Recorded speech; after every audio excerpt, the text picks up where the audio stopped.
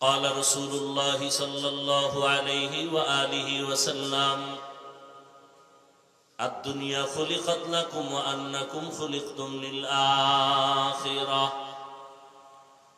রহমতের নবী বলেন, হে উম্মত, দুনিয়াটা তোমাদের জন্য আল্লাহ বানাইছেন, তোমাদের আল্লাহর গোলামির জন্য বানাইছেন।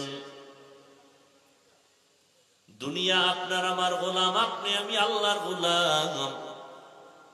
জমিন আমার গোলাম, আসমান আপনার আমার গোলাম, সূর্য আপনার আমার গোলাম, পাহাড় আপনার আমার গোলাম, বাতাস আপনার আমার গোলাম। জমিনের যত প্রাণী সব আপনার আমার গোলাম। সমুদ্রের ভেতরে যত প্রাণী সব আপনার আমার গোলামি করে। দুনিয়ার সব কিছু আপনার আমার গোলাম, একমাত্র আপনি আর আমি হলাম আল্লাহর গোলাম। দুনিয়ার সব আমাদের গোলাম। সূর্য আমার অর্ডারে চলতে বাধ্য, চাঁদ আমার অর্ডারে চলতে বাধ্য।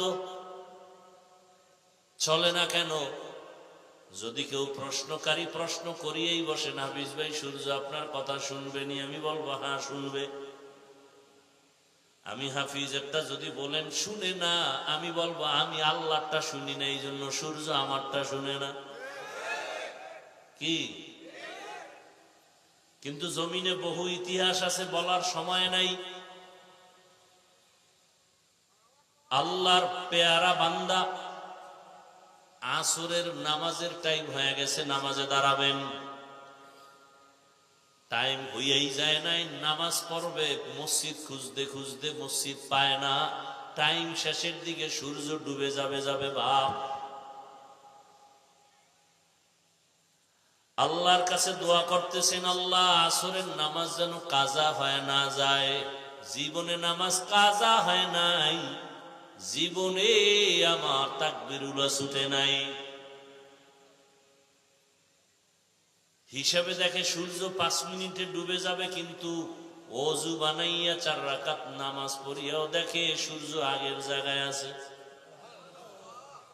খাকো বাদো আবু আতিশ বান্দান বামানো তু মুর্দাবা হক জিন্দান।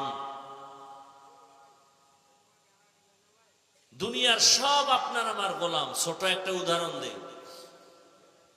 আপনাদের এই গ্রাম অঞ্চলের মধ্যে গরু দিয়া হাল চাষ হয়নি? যারা চাষি, লাঙ্গল জোয়াল নিয়ে চাষাবাদ